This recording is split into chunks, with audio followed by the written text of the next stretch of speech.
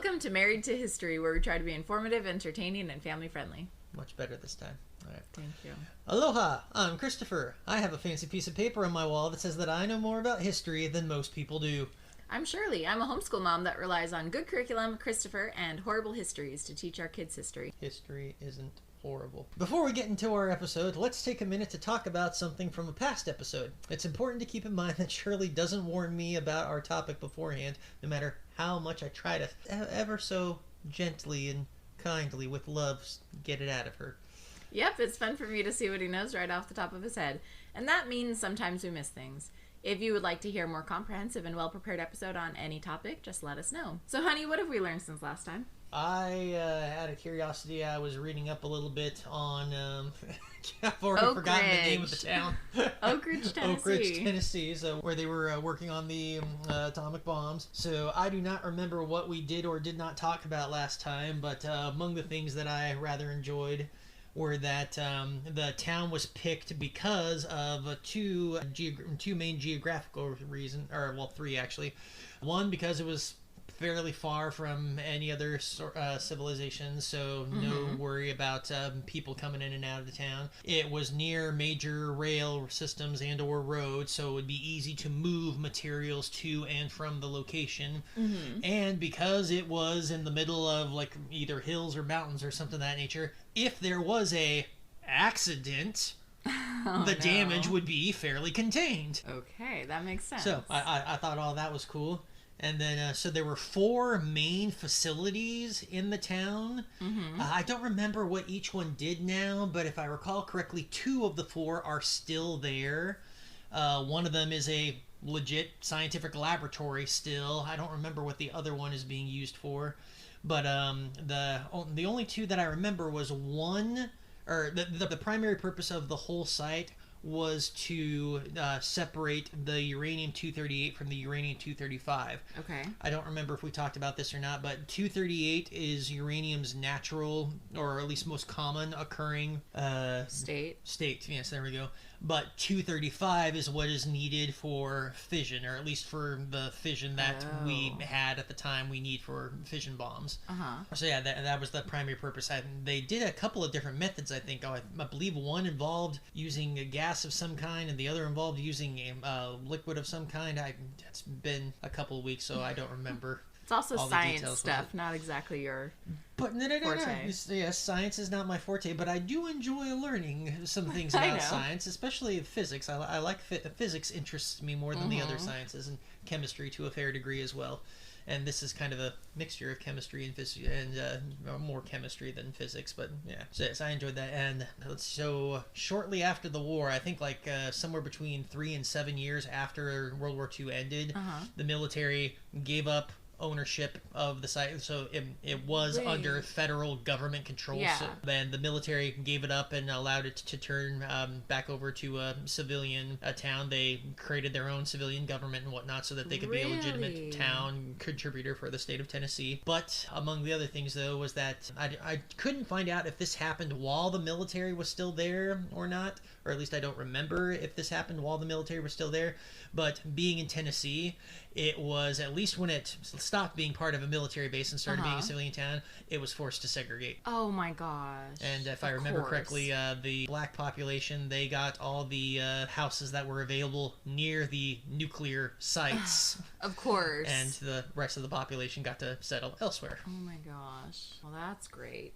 So was the town segregated before they eminent domained it? Because they took it away, like it was a town and the government took it away. It's entirely or being in Tennessee, I wouldn't be surprised at all if it had been if it was segregated beforehand. But I don't remember what the population of the town was. I want to say it was less than 10,000 people. But when the military turned it into the research facility that it was, the population jumped up to at least 70,000 super fast. Wow. I wonder how many of the people who used to live there moved back. That did come up. If I remember correctly, though, most of the people did not. I can't say for sure that nobody went back, but I think most everybody took their severance and went somewhere else, as was popular during that time in the early part of the from the 30s to the end of the war. Lots of people were leaving the middle area and heading out to California or heading out to the coastal cities. But I don't recall of anybody specifically going back, but I do seem to recall reading at least one person's account that the majority of the people didn't move back because everything was gone. Yeah, it wasn't their town. It wasn't the same as it was. Wow. Well, honey, I have a history question for you today. I love history questions. So, I don't do sports. I don't understand sports. So, this really confused me. Why would anyone start a riot over a marathon? Because I heard about this race in Tulsa where I guess that, like, a riot happened. Oh, my goodness. That is terrible, woman. So...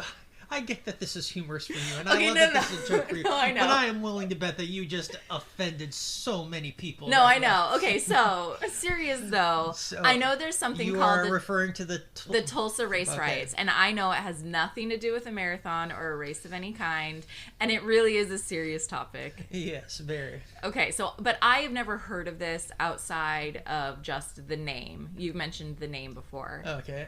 Okay, so enlighten me, and I'll try not to be insensitive. Okay, so there is an awful lot to this, and it's really so. I'm gonna say in my classical phrase, this is really cool, but of course that doesn't mean it was good or happy for everybody. Of course not.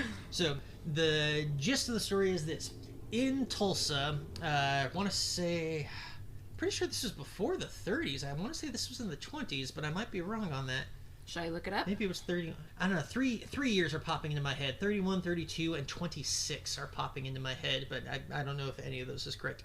And the year for the race riot? Yes. Okay, I'll look it up. To try to make this as succinct as I possibly can. 21. 21. Oh, okay, so I was really off. There's a young black man. I believe he works as a shoe shiner. I don't remember exactly what his job was, but because of segregation, there weren't a lot of public bathrooms around. Right. The closest one to where he's working is on an upper floor of a building where this incident starts. Okay. In that building, there's a young woman. I believe she's 16. I believe the boy is 19. Okay. And the young lady, I believe she's 16 at the time. She's working as an elevator operator. So this is back in the day where you had somebody in the elevator standing the there. handle. This is not like a new... The odds are these two have encountered each other before, and odds are they've both been seen by plenty of people inside before because they've been working at the job for a while. Okay. And he would have to use the bathroom. Anytime that he came in to use the bathroom, people would see him. In that elevator. So he's getting off the elevator because he's on the floor that he wants to, and some accounts say that the young woman is heard screaming.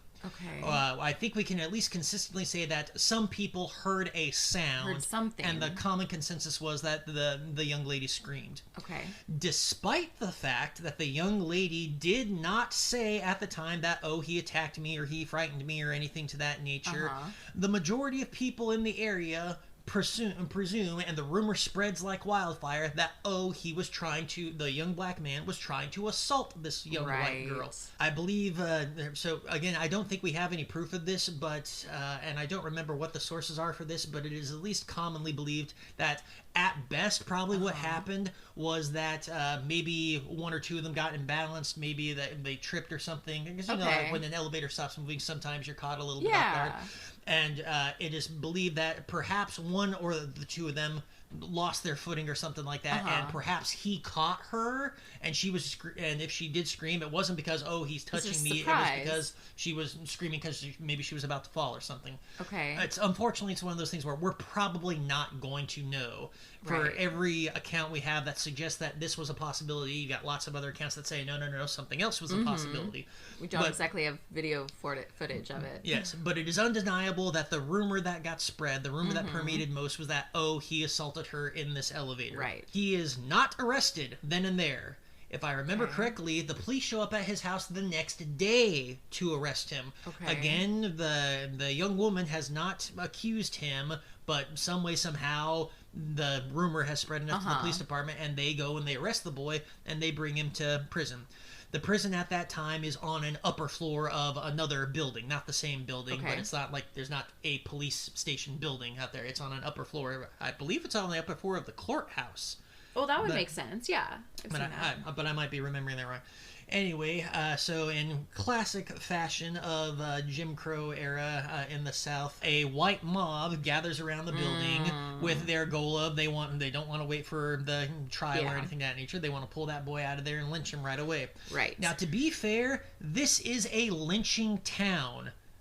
I'm not saying this town isn't a racist town, but this town is also a lynching town. What do you mean? The year before this, I think it was the year before this, they lynched a white guy who was accused of a crime. I don't remember what his crime was. Either he had robbed somebody or maybe he had raped a woman. I don't remember what the situation was, but a mob surrounded the courthouse again. They pulled him out and they lynched him. So it was just town culture. So I want to be clear. This town is a lynching town. But that, of course, means that all the black people in the town have every reason to believe that the same thing is going to happen to this young boy. Yes, and probably more likely because he's black. Yes, exactly. So the police do not let the mob get in there and get this guy. The police are doing, I think, an admirable enough job, at least by the accounts that I've read, to, all right, they are not feeding this boy to the mob. Mm-hmm. And then, in classic fashion of any kind of protest, eventually word gets around and a black mob shows up to counter-protest the white mob that want to lynch him. Wow. So whenever you have this many people excited, agitated about something, and especially if some of them bring weapons with them, trouble is going to ensue. Both mobs, if you will, some people had weapons amongst them. Some people left and went home and grabbed their weapons and came back. Gosh. Other people just had weapons with them. I don't remember what specifically starts it off, because it's been a while since I read about this, but I believe it's another one of those ones where somebody shoots a gun and nobody's sure who shot it for sure, or at least I don't remember who shot it for sure, or which side shot it, but it's the fact that it happened was enough that the two mobs go after each other. That, if I remember correctly, this is all on the same day, or rather the day after the incident with the boy and the young woman in the elevator. So it happened real fast. He wasn't sitting in jail for a while. No. I don't remember exactly how. I believe the police, if not the police, the fighting mobs outside the courthouse eventually do break up and separate. I don't remember if it's because the police do that or they get tired or scared or whatever the case is all on their own. The two mobs break up. But later on that same night, or I believe it's the same night, the white mob, increased in numbers, goes into the black portion of the town, and it goes nuts. If I remember correctly, they destroy a grand total of about 31 blocks, and these are city blocks of the black neighborhood, the black portions of the town, so that's an awful lot of property damage. Were they just setting things on fire, or did they have a tank? No, they didn't have a tank, and so accounts of specifically what happened are diverse, shall we say. But it's logical to believe that, a lot of them had torches. A lot of them just set buildings on fire. The fire probably spread from one building to another in some cases, so they probably didn't have to go around and light every individual building on fire. Yeah. And there are, if I remember correctly, according to official numbers, there are about 300 people killed. So statistically not that many as far as the amount of property damage that has happened. But about 300 or so people are killed. I want to say about 80 of them or so were white people. The others are black. It's known as the Tulsa Race Riot because it was about racism. And this is also known as the destruction. That area of town was called Black Wall Street at the time. Apparently, and is it a business district? Or? No, because a lot of the damage were residential areas. So maybe they were small businesses, but it wasn't it wasn't Wall Street like you and I think of Wall Street today. Okay. But it was one of the most prosperous neighborhoods, at least for black people in America and in the United States at the time. Yeah. I haven't read too many accounts that have supported that, but I haven't read anything that would tell me that, no, that can't be either. So, but undoubtedly, it does not go back to being a harmonious, prosperous place for the black community afterwards. Yeah. How does a town recover from that? And so this is where we get into some more interesting parts of the story. So I do not remember for the life of me what happened to the boy. I found out his name. His name is Dick Rowland. I do not remember what happens to him. I do not remember if the mob does get him. I do not remember if he's lynched. I do not remember if he manages to survive the whole thing and gets out of town. I do not remember what happens to him. I don't remember what happens to her either. The only thing that I seem to recall is I believe I read something that indicates that she denied that he did anything to her right up to the end. So at no point in time did she ever change her testimony of the incident and say that, yes, he attacked me or anything to that nature. Right. Which just makes it extra crazy that all this happened. But also, to further expand, or rather explain the crazy, it really wouldn't have mattered, because even if they did all believe her that, he didn't try anything nefarious with her, if he did so much as touch her, even for a legitimate saving her life kind of reason, he's a black boy touching a white girl, you just don't do that in some parts of the South. I shouldn't say in some parts of the South. You don't do that in some parts of the Jim Crow of the Jim Crow era. You don't do that in some parts of the world. Yeah. So that's the gist of what happened, very simplified. There's a lot of information about it, so anybody who's interested, I highly recommend you read about it, because there is a lot more detail. I can't believe I've heard of this before. But this is the flip side of the interesting, the fact that you haven't heard this before, and this is why. Because this is a case of where history buried it. It looked bad. It looked awful. Well, there's a lot of bad things in history that we don't bury. But this is one of those things that made the list. Okay. So I don't remember if this decision was made at the federal level, at the state level, or even just at the local level in Tulsa, but it got buried. No history books, no textbooks, nothing that might teach children about what happened here, at least throughout most of the country. Yeah. None of that was reported. There were documents, sure, that survived, but it was all buried, suppressed, so most kids, most people don't learn about it. Yeah. It's only recently come to light. I don't remember. Something happened. I believe it's only recently starting to come to attention, because I think fairly recently, like in the last 10 years, some foundation established itself specifically for the purpose of getting more information and making reported. And I think the city, Tulsa, finally admitted that, this happened or something. So I don't know what kickstarted it, but in the last 10, 15 years or so, there's been a move to learn more about it, to admit that it happens. And now that this has happened, we are learning more and more about it. Among other things that I remember, so I mentioned earlier that the death toll is listed at somewhere in the neighborhood of about 300, I'd say. And now I'm thinking to myself, that number might be wrong too. But anyway, it was a fairly, by my standards from other massacres that have happened, I would say 300 is not that many people. It's fairly small. Like 2,000 people died at Pearl Harbor, so much. Yeah, but that was two countries at war with bombs. So Pearl Harbor is not the best of example, but when you're like me and you have read about many, many massacres, many, many incidents, many rebellions, many wars, many battles, many civilian mobs going at each other, 300 does not sound like that big of a number to me. You're when jaded. I think about other casualty events that I've read about. Right. But among the research that's coming to light now are the theories that, actually that number is grossly low. That there are perhaps many thousands of people that were actually killed in that. But again, the numbers were deflated because it looked bad. They weren't reported. Yeah. They know that among the things that are being done in Tulsa right now is there are people that are searching for mass casualty graves, because it is believed that there are several mass casualty graves out there that will show that the number of dead was a heck of a lot higher than was reported. Pause. So you told the kids we were recording an episode, but you didn't tell them not to print anything. I think they forgot that the printer is in this room. Yeah. The girls are working on an essay. And I can hear them outside the door. Yeah.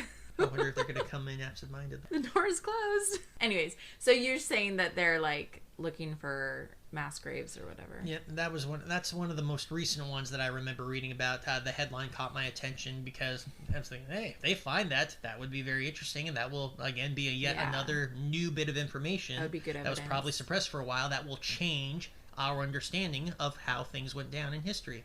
So we're learning more about the Tulsa race riots. And I haven't read anything in at least a couple of months about it, because like I said, that one article about looking for the mass casualty graves caught my attention. But yeah, other than that, I haven't heard anything for a while. But yeah, this is one in many ugly sections of history where people allowed their prejudices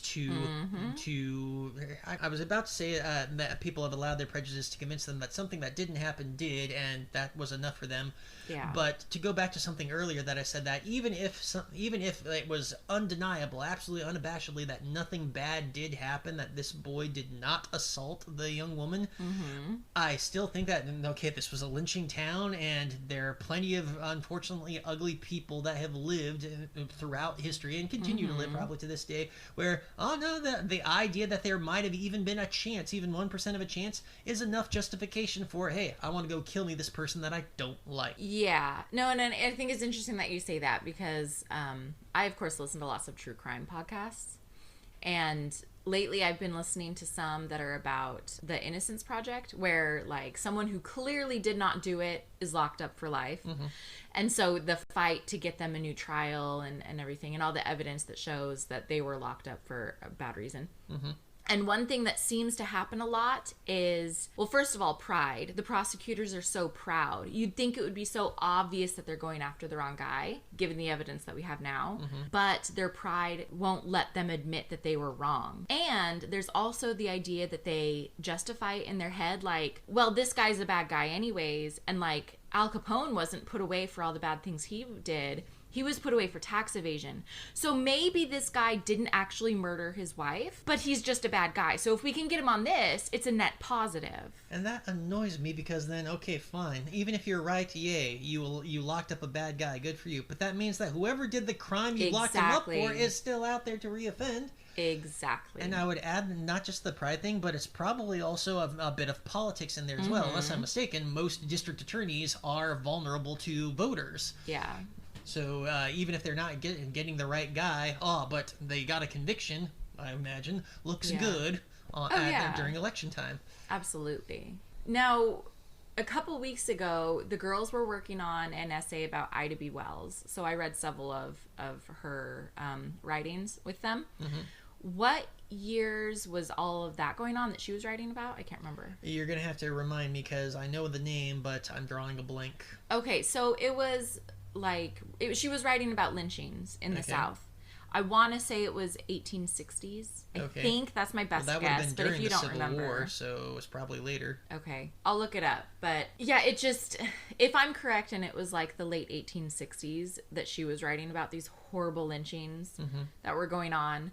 And she admits, and she included in her writing too, that it wasn't just black men. There were instances of white men as well, but it was overwhelmingly happening to black men. So I want to be clear on that. Yeah, nobody is denying that it didn't happen on far more to black men on a, what's the word I'm looking for, on an unjust scale or whatever it is. But yes, to go back to something that I said earlier about the town of Tulsa, these people were lynching people. They would lynch anybody. It's not that race is what mattered, like they only hung you by your race. They liked to hang people that they didn't like. And while, yes, they didn't like a lot of people because of their skin color, they also didn't like other people because they were mean or committed crimes or just looked funny. Well, people have sought excuses to have or I should rephrase that, yes. Mobs have sought excuses to have public executions since as far back as we can remember. Anybody who's read about the Roman Colosseums or the gladiatorial games, the whole gladiatory tradition started off as a religious tradition at funerals, but eventually it got to the point where a mob is being entertained by watching people get killed. So humans have just always been awful. Well, okay, I'll go along with that in that, yes, there have always been awful people. And sometimes we are entertained or attracted by awful things. Yeah. Look at you. You like listening to murder casts. Luckily, you don't like watching people get murdered, but there's something about these people dying that you're finding interesting. No, it's not the death. It's educational. It's I learned how to better protect my family by seeing the red flags and things that could happen. I lock our doors at night. I make sure our windows are locked at night. Or you're learning how to better get away with it when you finally decide to kill me. Never. Okay, so Ida B. You Wells. all heard that. You were not convinced by that never, she said. You could hear the voice. So Ida B. Wells was leading an anti-lynching crusade in the 1890s. Okay. So this Tulsa incident happened only 30 years later. Mm-hmm. I mean, that's 30 years seems like a long time. 30 years. We should have gotten over lynching by then, but at the same time, it's not very long. Gotten over lynching? What? I mean, stopped it. Okay, well, all right. So to be clear, okay, I think I understand what you're trying to say. I'm not making myself clear. No, I think I understand what you're trying to say. You're trying to get to the point that lynching is so barbaric, so past. Why would people be doing that? It's so 30 years ago. Why were they still doing it in Tulsa? Okay, so unless I'm mistaken, I'm going to say that one part of it is probably going to be tradition. So the tradition, that's what you do. Surely they had other means. They could have shot you. They could have set you on fire. And don't get me wrong, plenty of young men, obviously black young men, but other young men and one woman in history were killed in much less wholesome. Is that the right word? Were killed in much less wholesome ways. There have been people that were run over, that were dragged behind cars, that were lovely. Dismembered. Great. That were lots of ugly ways. Now I'm not trying to say that these ones were better or whatnot, but I think one could argue that there are a lot more horrible ways to die than a public lynching. And yes, but again, the point being that awful people have awful mobs have always had this fascination, this temptation, if you will, to string people up. And hanging, I think, is just a traditional one. Why hanging? I don't know. Maybe it's very public. It's easy to gather a crowd and watch. It's easy, yeah. But okay, you can raise it up so that you can see it. The rope is probably cheaper than a bullet, I would imagine. I can't say for sure why lynching was the preferred method. I have never researched that myself. I don't know if anybody's ever done a kind of research to that as to why was lynching the preferred method. Yeah. Though actually, as I say that, one idea that popped into my head, lynching can also be used as a means of advertising. Oh, gosh. You leave the body up there for a while, and the message to anybody walking by or whatnot gets clear. Like when they would leave pirates' bodies hanging up in a cage. So, there's a poem that was written, I don't remember when, it was written a long time ago, but it's a very good poem, called Southern, if I remember correctly, the title is called Southern Fruit. Or Strange Fruit. Strange Fruit, thank you, yes, Strange Fruit. It goes, southern trees bear strange fruit, blood on the leaves and blood at the root. I don't remember for sure what the rest of the line is, but basically the strange fruit hanging from the trees in the South are the black bodies that have been lynched on these trees. That's awful. It is awful. I want to be clear here. History is not horrible. Horrible people have lived in history and have done horrible things. Horrible things have happened in history. And hopefully, history, having recorded these things, will help the next generation to do better instead of repeating that horror. But if it isn't recorded, like this Tulsa incident, and people don't know about it, how can we learn from it? So that's an instance where sometimes people annoy me because they don't record their history. They would rather record a narrative, or they would rather avoid the embarrassment than admit that, hey, it's that idea of, okay, we all seem to get this idea that we need to at least appear to other people as being perfect. We are not allowed, even though we recognize that everybody around us has a fault, we are not allowed to join our peers in admitting that we have a fault too. Right. And so there's always going to be this temptation to erase and bury things of history to avoid the embarrassment. I, for one, hate that because of a couple reasons. First off, you're burying this thing that I love, which is history, so that people can't learn from it. And then, especially if people can't learn from it, there's that age-old idea. If you can't learn from it, how are you going to not repeat it at some point in time? Yeah. So now I'm curious, what kind of a long-term impact did this have on Tulsa? Did the city, after this destruction, mend its ways, learn from its mistake, and not lynch anyone after that? I seriously doubt that. Yeah, that seems too optimistic. But I have not done the studies of that in particular. I've never visited Tulsa Not that I don't have a reason to, but it's like, if I'm thinking about all the places that I want to go that I haven't been yet, I doubt Tulsa is in my top 100. I doubt the state of Oklahoma is in my top 100. You were criticizing me for making fun of Rhode Island, and now you're going after Tulsa? I'm not making fun. No. Oklahoma? I have not made fun of Tulsa. I am not making fun of Oklahoma. You said you can't think of any reason to go there. I'm sure it's a lovely place to visit. Off the top of my head, I cannot. But again, I was comparing it to all the other places that I want to go. Can you truly blame me if I, for say, want to go see Rome before I see Tulsa? If I want to go to see Richmond, Virginia, before I want to see Tulsa. If I want to go to, if I want to go see Tokyo before I go see Tulsa. I don't know. I just think some people in Tulsa would probably take issue. Perhaps if I was able to continue watching that show, Tulsa King, with what's his butt in it? I have no idea. Sylvester Stallone. I told you about this show a while ago. It's a new show on CBS. Oh yeah. And that looked pretty good. I was enjoying the first couple of episodes, but then we lost our free trial subscription. And I don't get to watch it anymore. Maybe if I got to continue watching that, maybe that would tempt me enough to, hey, well now I want to go see Tulsa, so I want to see where some of these places are. But yes, no, I do not. Again, I have no reason to think that Tulsa is not a cool place to go. But there are other places on my list that are higher up. Try to get me to say that I don't. I'm just repeating your own words back to you. You are not. You were just. You couldn't think of any reason to visit Oklahoma.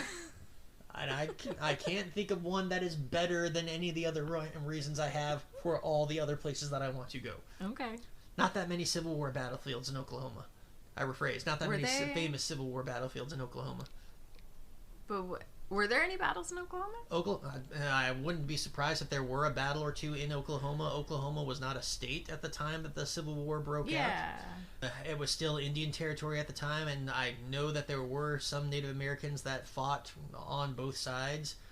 I don't remember what his name is. I think the highest ranking one, there was a brigadier general. He was a cavalry commander who was also a Native American for the South, and I think that was the highest ranking one ever.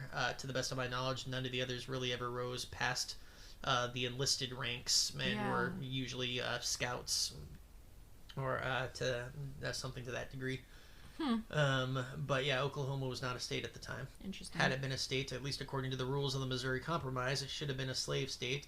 But then the Bleeding Kansas incident and the admission of California meant that the Missouri Compromise was pretty much out the window, and states could decide for themselves whether or not they wanted to be slave states, no matter what side of the border they fell on. Bleeding Kansas? Yes. That sounds like a good topic for another day. Thanks for listening. If you liked what you heard, then please subscribe, tell your friends, and leave us a 5-star review. That's it. Seems like that was rather short. I'm trying not to make them an hour long again. Oh, yeah. I forgot about that. You like these things to be short and concise. All right. If you'd like to hear a future episode with more information about today's topic, contact us on Gmail, Facebook, Instagram, or TikTok at Married to History Pod. And I absolutely would encourage you guys to check out our social media, because I'm posting, I try to find pictures that go along with our episodes every week, and I try to post at least 3 times a week. For episode 17, I found so many good photos. I told you this, right? I posted 3 times a day, Tuesday, Wednesday, and Thursday, and Friday. It was about Manhattan Project. Oh, okay. Yeah, so I was posting on social media like 9, 10, 11 times that week. It was a lot. So you should check out what we have there. Also, please contact us if you have a silly question idea or if there's something from history that you would love to learn about. Just be sure to specify in your message if it's a silly or serious, because we don't want to treat something like the Tulsa riots as a joke about races and marathons and the Olympics. Okay, so should I apologize? We should not make light. No. Perhaps I'm being just a bit of a stickler on it. No, that's fine. I am, after all, a white man, so I have my white guilt to worry about. No, and you're not wrong. I should probably apologize for saying that. You're not wrong for telling me that I shouldn't be making a joke about it. I shouldn't. It's not something to be taken lightly, but sometimes you have to bring humor into it to avoid crying. I get that. Yeah, and also it's kind of clickbaity. You got to get people's attention at the beginning. And I get that too, because I mean, you've turned every single thing that you've ever asked me into some kind of a joke. I mean, I don't know why. But this was too soon. That one, It's too soon, and it's a relevant conversation today. Perhaps that is the reason, yes. Yeah. Especially because, like I mentioned, the research is, there's like a new wave, Yeah. or rather a first wave, I guess one could argue, for Yeah. research on the topic. Yep. Anyway. All right, we'll talk to you later. Bye-bye. Bye.